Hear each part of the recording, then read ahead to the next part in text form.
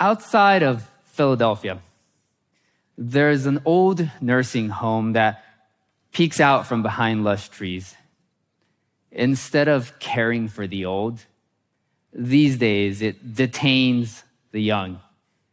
Kids who came to the United States with their parents. Inside its hallways, a little boy named Diego went from diapers to detention. When he was just 1 year old, Diego's mother, Wendy, decided that life in Honduras was too dangerous for them to stay. Like people from all over the world have done for generations, Diego and Wendy turned to the United States for safety.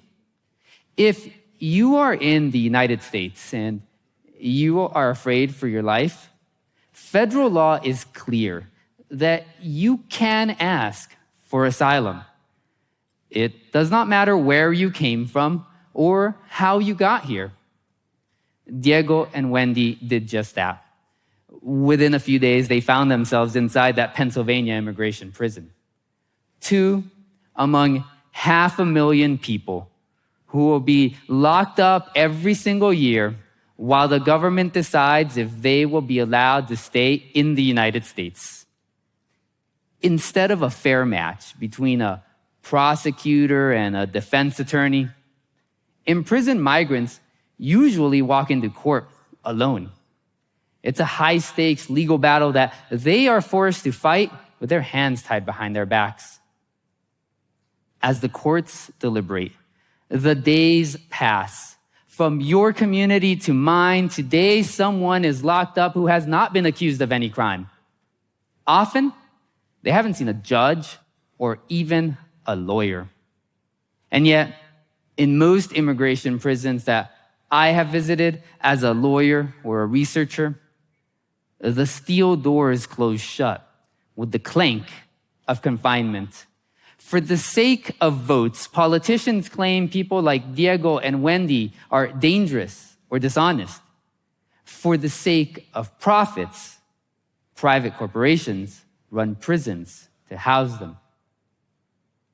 It seems unimaginable today, but we haven't always locked up migrants who are waiting for the government to decide their fate. At one time, the United States stood on the verge of abolishing immigration prisons. This was the sign of an enlightened civilization, the Supreme Court wrote in 1958. We were so close. But politics and profits pushed us in the opposite direction. With the support of Republicans and Democrats, today we lock up men, we lock up women, and we lock up children. But in our past, I see hope for the future. We can take clear steps toward abolishing immigration prisons. Most people think of Ellis Island as the place that welcomed generations of newcomers to the United States. It did that. But it was also an immigration prison with an ironic view of the Statue of Liberty. By the 1950s, the Ellis Island facility needed to be repaired, replaced, or discarded. The government of the war hero turned Republican president, Dwight Eisenhower, decided to shut it down.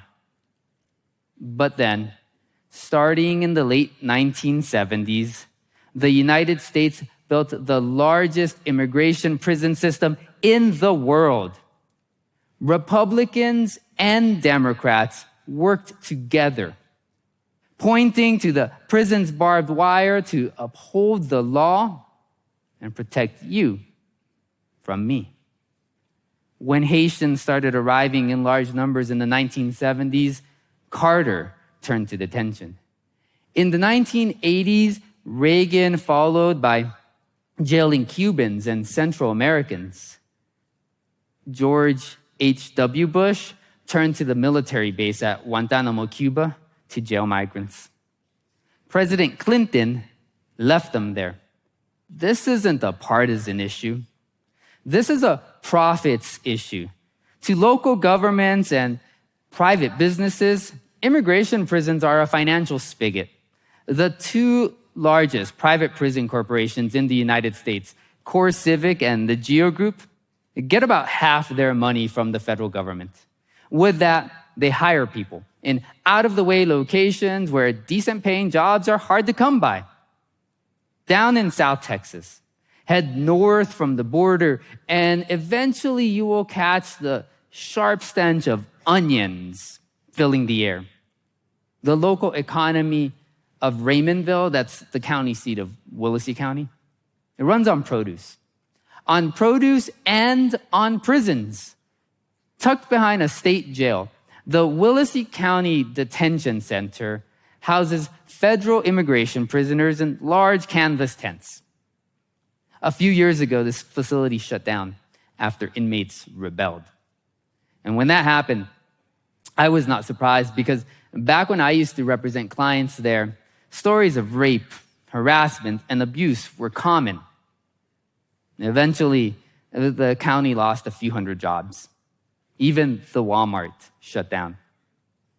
But then, in the summer of 2018, when the refurbished prison was ramping up to reopen, the county's elected officials celebrated. Why was the county so interested? It owned the prison, and the private company just ran it. Having prisoners on the inside meant that the private company could hire guards and it could hire nurses, and it meant that the county could pay its bills.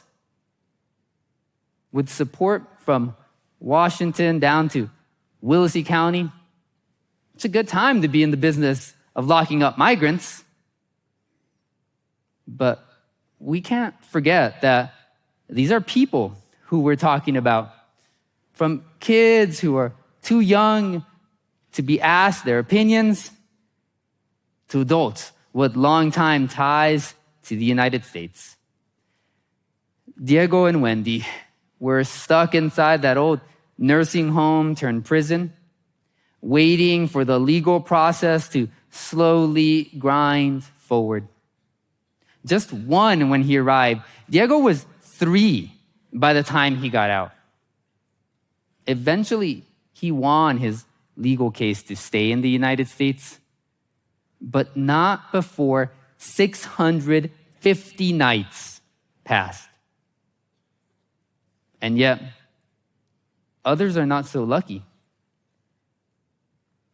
Kamyar Samimi had a green card and 40 years in the United States when one day ICE showed up at his door and took him down to a private prison in suburban Denver.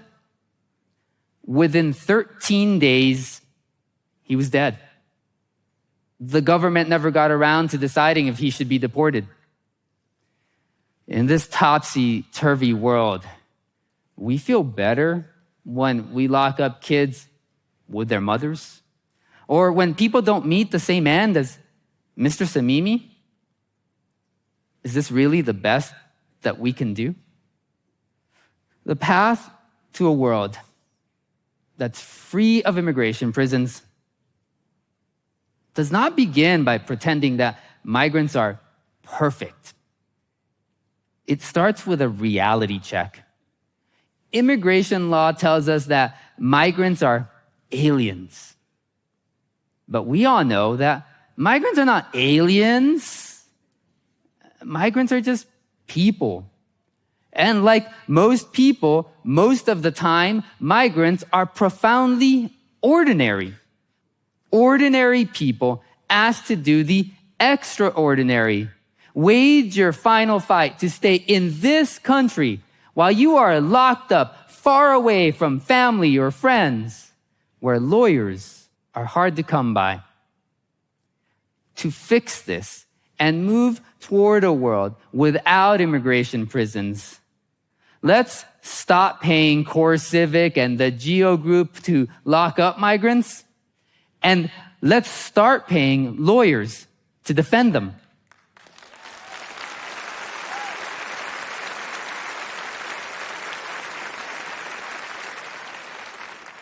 Having a lawyer just means that the courts are more likely to reach a fair and a just conclusion. And when it comes to important legal questions, let's be honest, what's more American than a fight between lawyers? And we've done this in the past. The government has run several pilot projects. Every time, support has proven enough to get migrants out of prison, to keep them on top of their court dates and away from trouble. But we've never let these projects grow. Politics and profits have always stamped out the promise of freedom. We can lock up migrants, but we don't have to. Instead of hoping that barbed wire and steel doors will guide us out of the labyrinth of immigration law, we could invest in justice. We could make sure that every migrant has a fair chance of putting their best legal case forward. Because immigration prisons don't get us out of a problem. Immigration prisons are the problem.